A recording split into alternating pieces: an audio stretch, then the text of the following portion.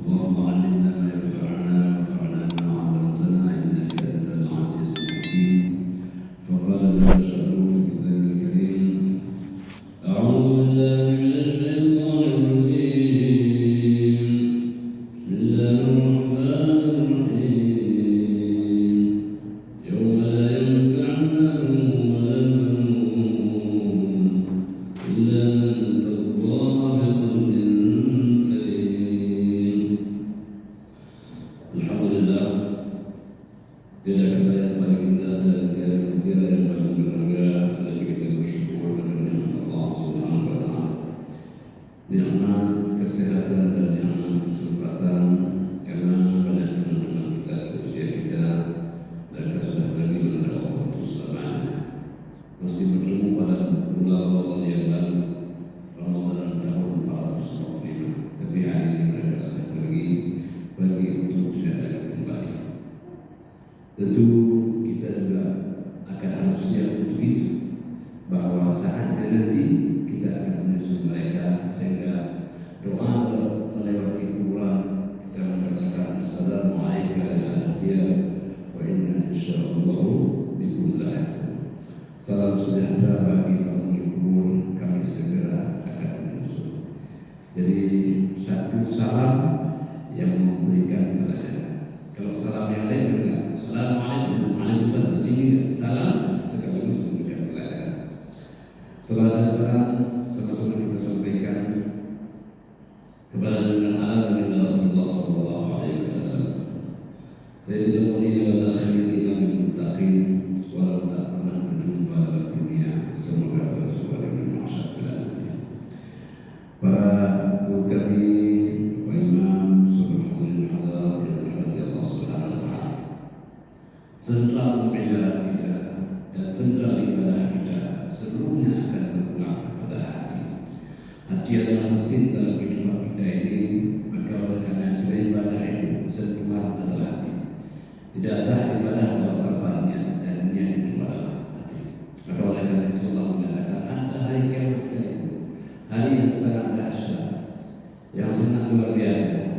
Ternyata kita tidak datang membawa badan, karena badan kita terluka. Orang kalau masuk dalam tanah rusak badan, orang nak kerja badan lagi, tidak ada orang kecuali biar suara. Tapi yang baginya mereka rusak.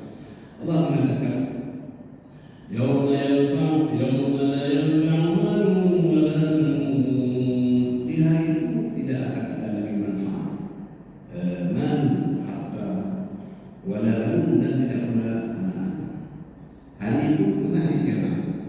Maka disebut dengan yauma dalam bentuk dalam ta'rif, itu tidak ada definitifnya, untuk menunjukkan ta'zim, untuk menunjukkan besar hari itu. Jadi itu menunjukkan ta'zim, hari yang tak pernah terbayangkan kepada kita dahsyat. Kalau kita umpamakan hari tsunami pernah besar, tapi hari itu dahsyat. Tapi di hari kiamat itu hari yang luar biasa, ketakutan. Allah mengatakan la yanfa'u malun wala banun. Jadi Allah hendak bedakan hari dunia dengan hari akhirat. Kalau hari dunia, malun itu bermanfaat. Kalau kita banyak harta, enggak.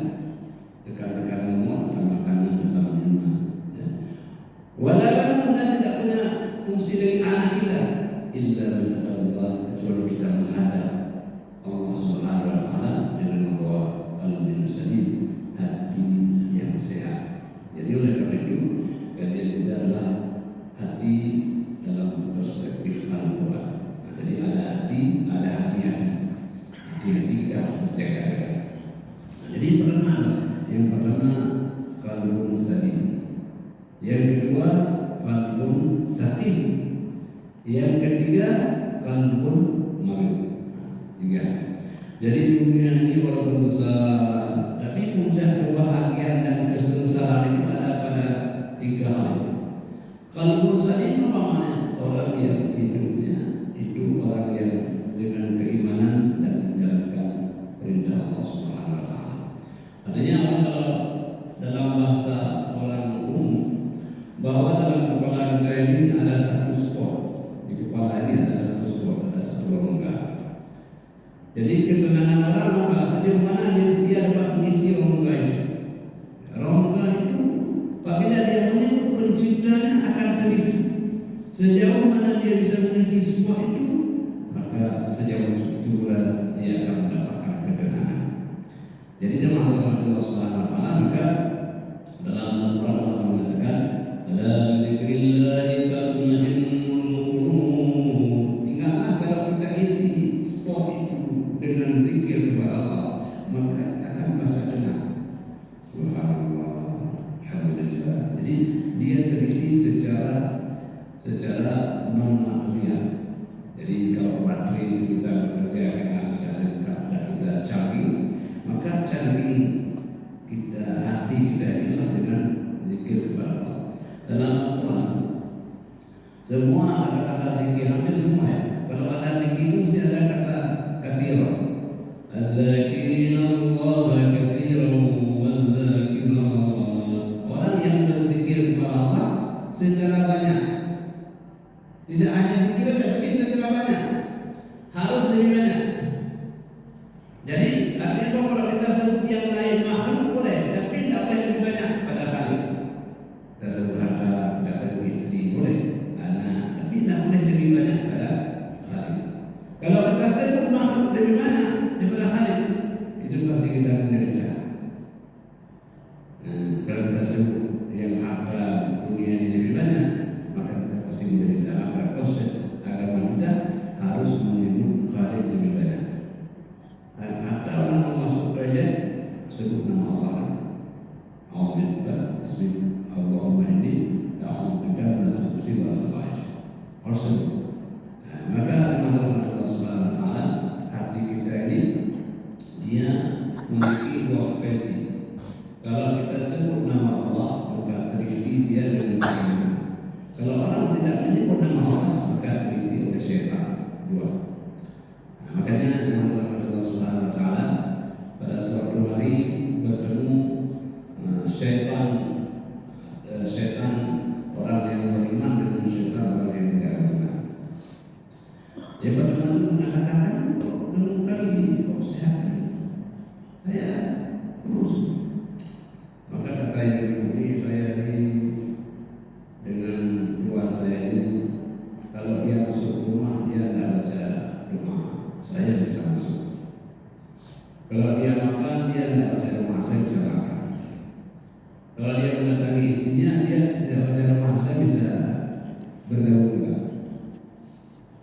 Ada kata yang syaitan yang musuhi saya tidak bisa, karena setiap kali dia masuk rumah dia baca doa, Bismillahirrahmanirrahim, Bismillahirrahmanirrahim, Alhamdulillah Rabbina tawakkalna, ya Allah dengan nama aku masuk, dengan nama aku keluar, dan hanya kepada saya bertawakal. Ternyata mungkin percekcokan di rumah itu mungkin tidak baca doa. Orang kan bertengkar dengan istrinya mungkin tidak baca doa. Kenapa? Karena ketika kita tidak baca doa, maka dia akan masuk ke sana dan masuk ke dalam istri kita. Maka para sahabat sebagai orang saya kalau masuk ke rumah itu, maka dia mengambil tempat sudut dan membaca ayat kursi. Allah la ilaha illa huwal hayyul qayyum la ta'khudhuhu sinatun wa la nawm lahu ma fis samawati wa ma fil ardh. Sudah selesai. Nah, kita enggak sempat bacakan dulu, masuk ke rumah dulu, pergi juga dulu. Enggak pernah santai dalam hidup ini. Bukan kita marah, enggak pernah kita tenang. Mesti lari-lari, pulang mesti lari.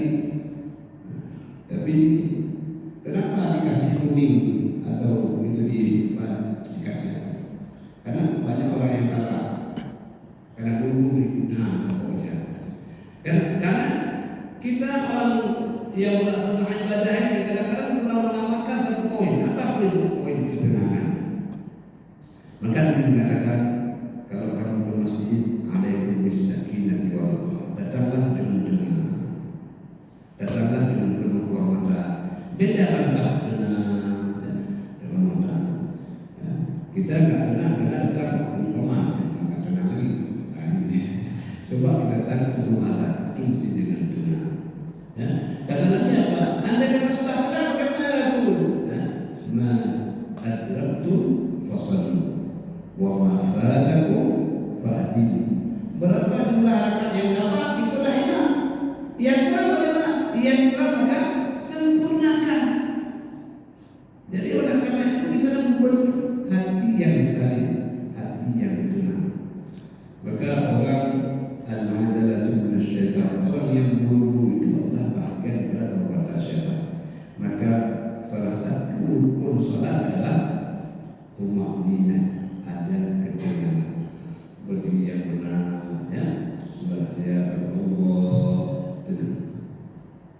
Makanya sebelum salat itu motor sudah kita kunci, HP sudah tersedia ada tempat dong. Jangan Allah Akbar, ya, itu kan nanti kita tidak bawa ke tengah. Salat yang harus menghadirkan ke tengah, tapi hilangnya ke tengah itu. Maka dalam Allah hati yang saling ini hati yang selalu berkawan dengan Allah. Allah mengatakan, "Idza dzukirallahu wajilat qulubuhum wa idza tuliyat 'alaihim ayatuhu zadatuhum imanan wa 'ala rabbihim yatawakkalun." Apa kata hati yang tenang itu? Bila disebut nama Allah, wajilat qulubuhum, dia merasa takut akan azab Allah Subhanahu wa taala. Mungkin kita beribadah ya, dia khusyuk tidak. Mungkin berpuasa ya, ikhlas tidak. Mungkin kita berinfak sedekah ya, mungkin ada niat yang lain. Jadi kita takut akan azabnya, kita selalu mengharapkan rahmat. Maka orang yang beribadah itu, kata ulama, Nabi Ibrahim setelah membangun Ka'bah, merehab apa-apa yang beliau katakan, Rabbana taqabbal minna innaka antas sami'ul 'alim. Ya Allah, kami sudah selesai dengan Ka'bah. Ya Allah, terimalah dari kami berdua. Ya Allah, Zat yang Maha mendengar dan yang Maha melihat. Nah, kita harus salat, ada enggak berdoa, ya Allah, terimalah amal kami. Ya. Nabi Ibrahim begitu ikhlas dalam berdoa, dan belum berdoa. Artinya kalau kita tidak berdoa, ya Allah, terimalah amal kami, yakin sekali kita amal sempurna.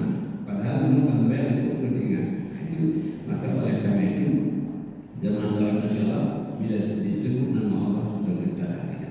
Maka menyebut nama Allah ini beda-beda kualitas. Setiap kita ini punya kualitas berbeda. Allah. Nabi sebut Allah itu kualitasnya apa? Kalau orang pegang-pegang bisa lihat kualitasnya. Memang Allah nama yang sama, tapi kualitasnya beda. Maka sebutlah nama Allah dengan memiliki rasa refleksi dalam hati kita. Allah. Dalam Allah maka Nabi hatta beliau menyebut nama Allah itu berfungsi. Kita kadang-kadang menyebut tapi kurang berfungsi. Kenapa? Karena antara lisan dengan hati kita ini tidak ada. Kedua, Allah mengatakan wa idza tuliyat 'alaihim ayatuhu zadatuhum imanan. Bila dibacakan ayat-ayat Allah, maka bertambah imannya. Nabi kalau baca ayat itu tidak panjang-panjang. Mas saya salah ayat yang terakhir. Bukan saya terlompat. Jadi Nabi apabila baca ayat alhamdulillah ya rabbil alamin, beliau panjangkan ujungnya. Kenapa panjangkan? Biar sambil merefleksikan, sambil menikmati bacaan, sambil merenungkan makna. Makanya walaupun kita baca ayat, kalau kita nggak renungkan, itu kurang terasa nikmat. Saya pernah satu hari duduk di ruang makan, ruang dakwah. Ada satu adik kali dia masak telur, telur kan biasa kita masak. Jadi saya lihat dia potong bawang itu buat serius. Nah, kemudian dia aduk telur, kemudian baru dia goreng. Setelah itu dia makan perlahan-lahan sampai telur itu kalau saya 5 menit selesai. Dia ada amal yang baru. Apa beda? Arti bagi dia bukan hanya sekedar makan. Telur itu bukan hanya sekedar makan. Dia bisa menikmati mulai dari cincang bawangnya sampai dia goreng sampai dia makan. Dia menikmati prosesnya. Apakah ini kita rasakan? Mulai kita berwudu kita rasakan, kemudian kita berdoa kita rasakan. Apakah ibadah itu? Apakah terasa dalam kehidupan kita? Jadi itulah yang Allah bagi Nabi itu semua proses dalam ibadah itu beliau bisa nikmati. Jadi oleh karena itu maka tidak semua nikmat itu dapat kita nikmati. Kita punya nikmat yang banyak, mobil ada semua, tapi musuh terus berdebat yang habis itu jantung tidak bisa tenang. Kenapa? Karena kita punya nikmat, tapi tidak semua nikmat dapat kita nikmati. Tetapi orang-orang yang beriman, orang yang hati saling, dia dapat menikmati prosesnya. Dia di rumah ada kerja ibu, kerja masak, dia bisa menikmati masak. Jadi masak itu bukan hanya sekedar pekerjaan, tapi dia bisa menikmati proses kuliner. Ada orang kuliner itu menikmati. Jadi kita harus bisa berubah dari satu kewajiban, kemudian dia bisa ke satu kebutuhan dan kenikmatan. Kalau tidak, kewajiban itu selalu menjadi beban yang tidak memberikan kita kesenangan. Asal kita merasa ada kaitan. Kenapa? Karena kewajiban itu belum ada satu ketenangan. Maka Allah Subhanahu wa taala orang yang hati saling itu wa idza tuliyat 'alaihim ayatuhu zadatuhum imana wa 'ala rabbihim yatawakkalun. Apa poin yang ketiga?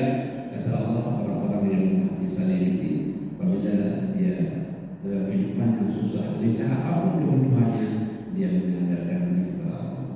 Karena tidak ada orang hidup yang tidak bermasalah. Semua ada masalah. Ada masalah ekonomi, keluarga, mesti ada. Kalau tidak ada masalah, bukan hidup mati. Mati pun bermasalah kalau tidak ada amal. Jadi hidup ini memang, maka filosofi kenapa orang anak bayi kalau lahir menangis, karena dia tahu hidup ini banyak masalah, maka dia menangis. Dan belum ada dia ada anak lahir ketawa. Ada. Bisa walaupun pelawak sekalipun tidak ya. Kenapa demikian? Itu filosofi kehidupan. Ya orang kalau sudah menangis, itu dia merasa plong hatinya, tenang soalnya. Maka dalam hal ini Allah mengatakan falyadhaku qalilan wal yabku katsiran. Hendaklah engkau sedikit ketawa dan banyak menangis. Kalau kita banyak ketawa sedikit menangis, susah kan? Enak waktu ketawa aja, tapi ketawa susah. Dan orang yang paling banyak ketawa menangis. Tapi kalau kita banyak menangis, kita akan merasakan ketenangan.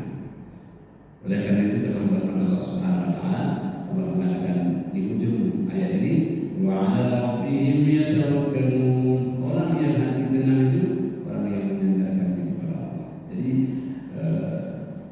Nabi mengatakan kalau kamu merasa banyak masalahnya, lihatlah saya.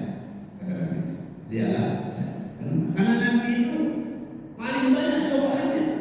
Paling banyak cobaan. Apa cobaannya? Beliau diusir dari kampung beliau dilahirkan. Beliau katakan, saya mencintai wahai Mekah, tapi pendudukmu mengusir saya. Jadi Nabi dalam betul-betul Nabi dikatakan orang gila, dikatakan tukang tenung, ya. Bala'anaka ba'u nafsaka. Nah, sehingga engkau rasa sempit dada wahai Muhammad. Tetapi Allah menghibur Nabi sallallahu alaihi wasallam. Maka dalam Al-Quran, kenapa banyak diceritakan tentang kisah ini? Kenapa banyak kisah ini? Seakan-akan Allah hanya menghibur wahai Muhammad, kalau kamu bertawaf kan cuma 23 tahun. Dan pengikutmu banyak. Tapi Nabi Nuh itu 950 tahun. Yang mereka beriman hanya 70 orang saja. Satu tahun berapa orang? Jadi menghibur Nabi sallallahu alaihi wasallam. Kenapa banyak kisah Nabi Musa? Karena Musa luar biasa. Dari kematian, pulang dari Mesir sampai beliau harus menyeberang Laut Merah. Jadi dinamika Nabi Musa menjadi sesuatu yang luar biasa. Maka Allah Subhanahu wa taala, kita melihat kisah-kisah ini akan membuat hati kita menjadi lebih tenang. Allah mengatakan, alladzina yuqimuna as-salata wa mimma razaqnahum yunfiqun. Karakter yang berikutnya kalau tadi adalah karakter hatinya, ini karakter kekuatan. Apa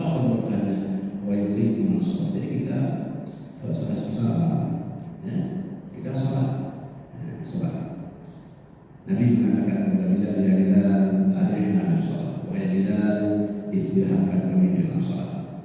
Jadi Nabi SAW bertenang beliau. Kenapa? Karena waktu yang menyendiri dengan Allah Subhanahu Wa Taala. Kalau umpamanya orang ketika susah dia menyampaikan mengeluh kepada orang lain, itu bukan karena benar memang susah, karena orang itu susah juga. Kenapa? Kalau saya ada susah, orang lain susah dia juga akan susah. Maka keluhlah kepada Allah Subhanahu Wa Taala. Karena manusia ini semua adalah susah. Jadi oleh karena itu dalam Allah media yang paling luar biasa, Nabi mengatakan as-salatu mi'rajul ummati. Salat itu adalah mi'rajnya umat. Apa makna mi'raj itu? Kita naik. Jadi kalau kita sudah naik ke atas, ini kan kalau kita kendaraan darat itu kan banyak belok-beloknya. Bagaimana biar cepat? Naik pesawat. Kenapa pesawat? Karena dia lempeng, tidak ada halangan. Dunia ini banyak masalahnya. Bagaimana untuk keluar masalah? Benar, ini masalah. Karena salat membuat dia lempeng. Ada saja jalan yang kita tidak pernah kita bayangkan. Ya Allah. Makanya ada salat sunat, ya? Ada sunat hajar, ada sunat nazar, ada sunat sebagainya, berbagai macam salat. Jadi yang paling mungkin model salat ini macam paling banyak sekali sesuai dengan kebutuhan manusia. Kalau kita ada ini dari bawah pilihan, ada salat sunat istikharah. Kita mau beli rumah, kalau kita kan udah beli terus sudah ada uang, jangan. Uangnya ya sudah ada, kita sudah ada musyawarah ya, tapi jangan lupa istikharah, musyawarah, ya. Hanya dengan manusia yang tahu hari ini kita harus komunikasi dulu yang puasa, yang besok hari dan selamanya. Jadi oleh karena itu kita kan jalan kalau beli sesuatu ini terus, ya, sampai kita menikah, tak ada nikah Islam, ada beberapa pilihan. Ini jangan lupa bahwa orang yang selalu berkonsultasi dengan Allah tidak akan ragu-ragu hidupnya, tidak akan menyesal pilihannya, akan ada jalannya. Jadi oleh karena itu, begitu Nabi ada mengajarkan kepada kita, Allahumma astaghfiruka bi'ilmika wa astaghfiruka bi qudratika al-'azim. Ya Allah, aku minta Kau yang pilihkan, ya Allah, Kau yang pilihkan. Jadi kan luar biasa, ya Allah, ini ada aminan, ya Allah, Kamu pilih saja. Jadi sampai begitu diajarkan. Jadi Allah nanti dari ilmu salat wa mimma razaqnahum yunfiqun. Apalagi yang buat hati kita tenang, kita sering bersedekah. Karena sedekah itu mendoakan dan didoakan. Orang kalau bersedekah itu kan kita dapat sedekah, ya, bukan hanya terima kasih, kita doakan. Wassalli alaihi inna salataka sakanun lahum. Muhammad, kalau ada orang yang bayar zakat, bacakan amalannya, doakan orang itu. Maka orang yang terima zakat kita baca doa, Allahu fima ataita wa baraka laka fima ataita. Ya Allah, yang Kau telah berikan dengan pahala, yang mensisakan banyak rumah, yang sedekah 10.000 di rumah dan 50 juta, yang di rumah juga Allah berikan keberkahan. Coba indahnya orang kalau sudah memberi. Maka oleh karena itu kalau orang nggak bisa tenang kalau dia ada. Kalau bakhil nggak tenang. Dan ada saja dalam keluar, coba ada saja. Maka Allah hendak ambil hamba itu dengan jalan yang tidak berpahala. Ya ada jalan pahala kita pakai, nggak apa-apa, saya ambil juga. Tapi dengan jalan yang tidak berpahala. Dan nampak musibah nggak sedekah dari nampak musibah. Maka Allah berikan jalan yang lain. Maka dalam Allah di karakter orang beriman ini adalah karakter yang sering berbagi. Maka Nabi dikatakan karena Rasulullah SAW dan Nabi adalah orang yang paling dermawan. Nabi adalah orang yang paling dermawan. Jadi Pak, Nabi kan miskin ya, Nabi miskin apa? Tapi kaya jiwa. Sehingga Nabi, ya, ketika beliau ada sesuatu, kemudian tidak akan lama di rumah. Pada suatu hari Nabi ternyata ada tidur, ada emas di rumah sedikit. Habis asal pulang rumah. Maka sahabat tanya, kenapa pulang rumah? Nabi menceritakan, rumahnya ada sedikit emas, kalau tidak sedekah. Kata Nabi katakan tidak boleh bermalam lagi di rumah. Kalau masih di rumah harus segera sedekah. Itu maknanya apa? Orang yang berbagi, orang yang sering berbagi. Karena ketika kita berbagi kita akan didoakan. Kalau di masjid tempat wakaf semua wa fil muslimin wal muslimat. Jadi doa orang yang tak mengenal kita, doa yang mustajab. Kita sedekah orang yang kita kenalkan ya Allah, berikan kepada orang tadi yang saya tak mengenalnya, tapi engkau pasti mengenal ya Allah. Berikan kepada orang itu. Jadi ini karakter yang disebut dengan karakter qalbun salim. Yang kedua adalah qalbun salim, hati yang sakit. Apa namanya hati yang sakit?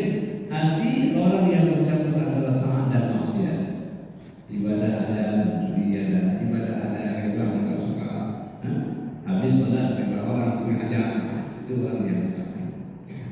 Jadi kita kan ini bukan kita saja. Kalau ada dulu ngopi, kita bukan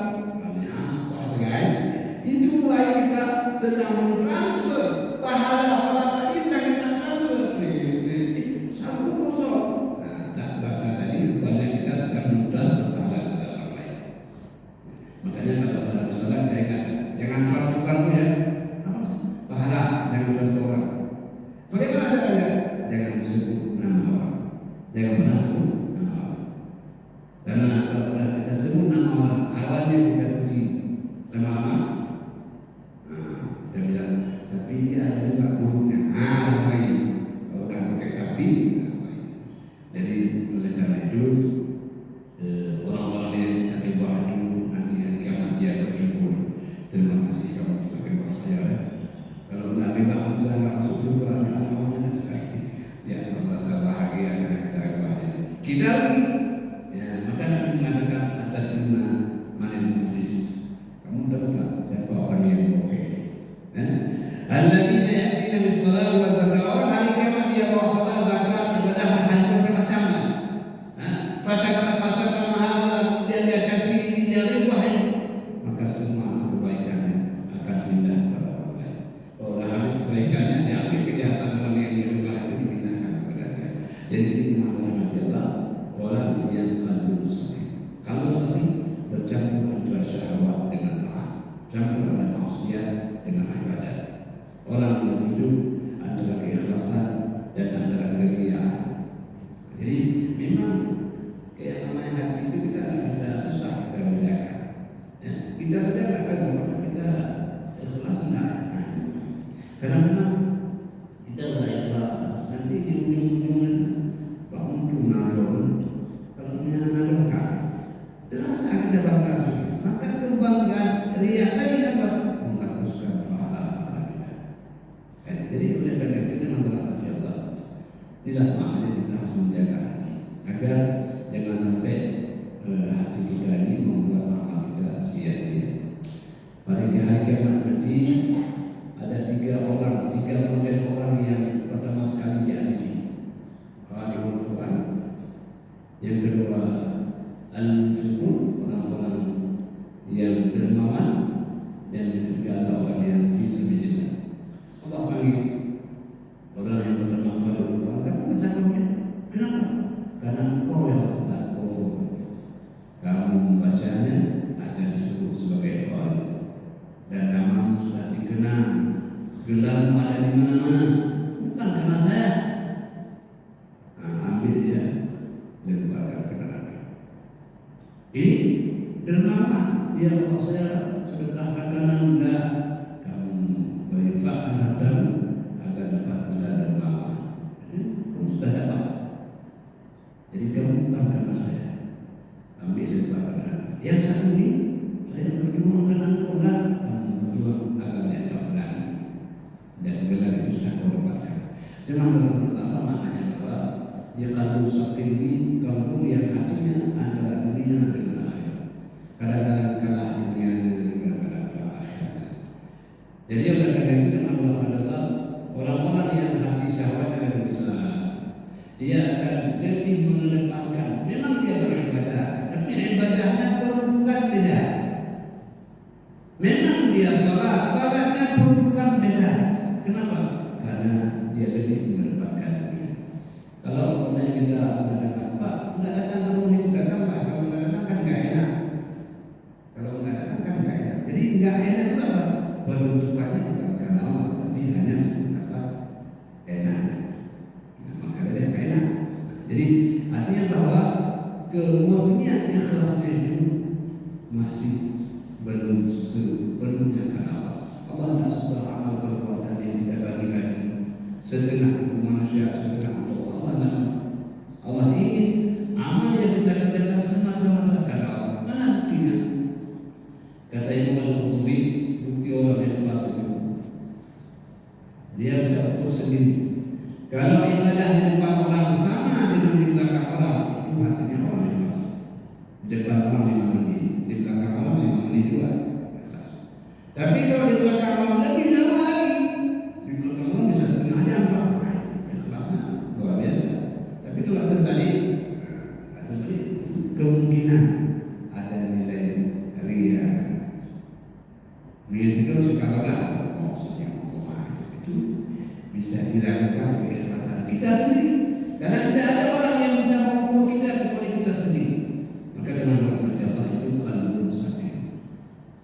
Yang terakhir adalah qalbun mayyit, hati yang mati. Bagaimana hati? Hati yang semuanya kemaksiatan, semua kekufuran, tidak akan lagi masuk pelajaran apapun. Allah mengatakan sawa'un 'alaihim anzartahum am lam tunzirhum la yu'minun khatamallahu 'ala qulubihim wa 'ala sam'ihim wa 'ala absarihim ghishawa wa lahum 'adzabun 'adzim. Jadi Allah mengatakan sawa'un 'alaihim, orang yang hati mati itu sama saja kita berikan pelajaran, kita tawarkan pelajaran, dia tak akan mau dengar. Enggak mendengar itu kenapa? Karena hatinya sudah diikat oleh Allah, sudah kunci hati itu. Kenapa Allah kunci? Saya lah dia, karena dia orang itu dia tolak lama terbiasa untuk menolak udara.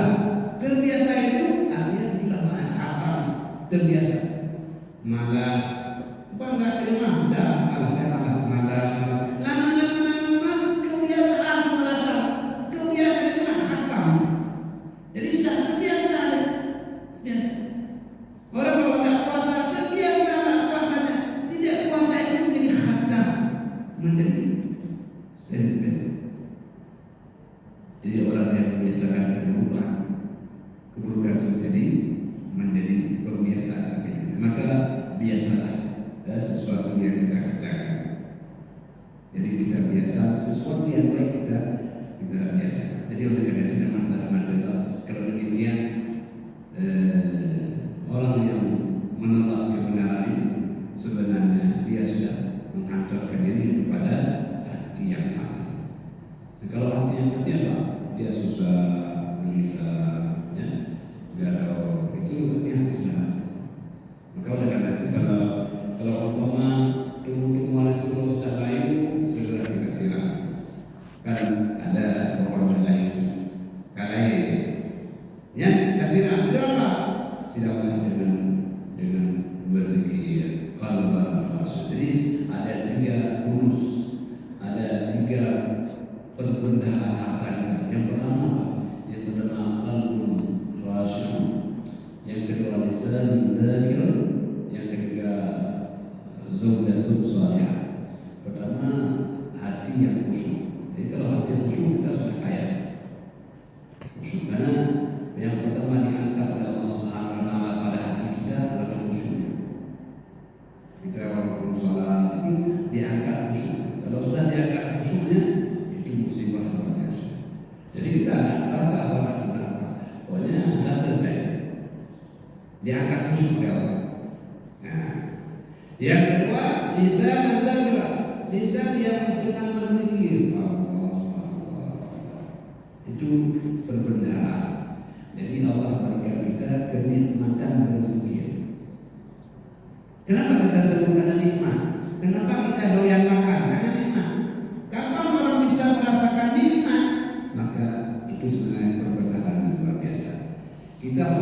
Tapi mungkin ada sebagian orang yang tidak bisa menikmati sholat.